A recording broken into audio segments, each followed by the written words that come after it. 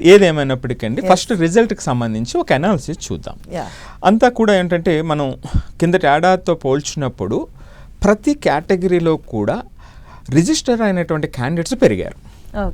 So ఒక OC తప్ప open కాంపిటీషన్లో మాత్రమే, అంటే జనరల్ కాంపిటీషన్లో లాస్ట్ ఇయర్ 6,90,000 చిల్లర జాయిన్ అయితే రిజిస్టర్ చేసుకుంటే ఇక్కడ 6,65,000 మాత్రమే రిజిస్టర్ చేసుకున్నారు. ఇక మిగిలినవన్నీ కూడా పెరిగినాయి. మిగిలిన కేటగిరీస్ అన్ని ప్రతి కేటగిరీ కూడా పెరిగింది. సో ఓవరాల్గా పిల్లలు కూడా పెరిగారు. సో ఇక్కడ ఓపెన్ కాంపిటీషన్లో రిజిస్టర్ అయినటువంటి పిల్లల సంఖ్య తక్కువ అనేటువంటిది ఒక important point. Everybody must notice it. Next అండి, అందరికీ అర్థం చేసుకోవాల్సినటువంటి ఒక ఇంపార్టెంట్ పాయింట్ ఎప్పుడు కూడా ఇది ఎలా అంటే ఈ కంపారిజన్ లాస్ట్ ఇయర్తో కంపేర్ చేసేటప్పుడు ఇప్పుడు కొంతమంది మార్కులు ఎవరైతే వచ్చినాయో మార్కుల దృష్ట్యా చూసినప్పుడు కొంత డిసప్పాయింట్ అయ్యేటువంటి అవకాశం ఉంటుంది ఇప్పుడు, రైట్? సో అదే ర్యాంక్ విషయంలో చూసేటప్పుడు వేరియన్స్ ఉంది.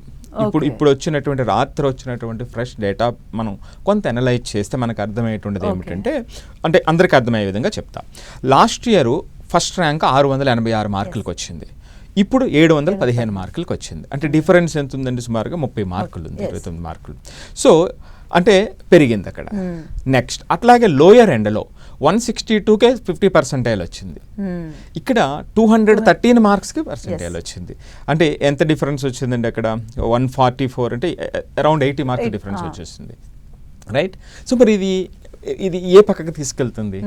సో అందుకనే నేను ఇప్పుడు ఏమంటున్నానంటే మార్క్స్ అనేటువంటివి వేరే, ఇప్పుడు ర్యాంక్ అనేటువంటివి వేరే. ఇంకొక ముఖ్యమైనటువంటి విషయం ఏమిటంటే ఇక్కడ అంటే ఎందుకు ఇలా మార్క్స్ పెరగటానికి కూడా ఉన్నటువంటి అవకాశాలు అంటే చాలామంది నిన్నటి వరకు కూడా ఏమిటంటే పేపర్స్ చాలా టఫ్గా వచ్చినాయి, చాలా హార్డ్గా వచ్చినాయి అనేటువంటిది చెప్తూ ఉన్నారు. నేను కూడా చాలా వీడియోస్లో చెప్పాను. జనరల్గా పేపర్ అనేటువంటిది 2025తో పోల్చినప్పుడు మోడరేట్గా ఉంది, అంత టఫ్గా లేదు అనేటువంటిది పిల్లలు చెప్తున్నటువంటి విషయం, ఎక్స్పర్ట్ చెప్తున్నటువంటి విషయం. అదే సందర్భంలో రెండు ఎలిమెంట్స్, ఒకటి ఏమిటంటే ఆల్రెడీ 2025లో బాగా టఫ్గా వచ్చింది కాబట్టి ప్రిపరేషన్ లెవెల్స్ పెరుగుతాయండి అక్రాస్ ద అంటే ఇన్స్టిట్యూషన్స్, వాళ్ళ లెవెల్ పెంచుతారు దాన్ని తట్టుకోవటానికి. సో దానివల్ల మార్క్స్ పెరగటానికి అవకాశం ఉంది. నేను ఎప్పుడు చెప్పేటువంటిది మనం ఇక్కడ కూడా ఇంటర్వ్యూలో కూడా నేను చెప్పినప్పుడు 15 నుంచి 30 మధ్యలో వేరియన్స్ ఉండేటువంటి అవకాశం ఉంటుందని నేను చెప్పడం జరిగింది. సో హై లెవెల్లో అంత ఉంటుంది, సో మధ్య స్థాయికి వచ్చేటప్పుడు ఇంకా ఎక్కువ పెరుగుతుంది, వేరియన్స్ పెరుగుతుంది. అంటే స్టార్టింగ్ వాల్యూలో అంటే బాగా మార్క్స్ వచ్చే దగ్గర తక్కువ ఉంటుంది ఆబ్వియస్గా. సో అప్పుడు అదే 400-500 రేంజ్లోకి వచ్చేటప్పటికి ఇది ఇంకా పెరిగేటువంటి అవకాశం ఉంటుంది అన్నమాట అండి.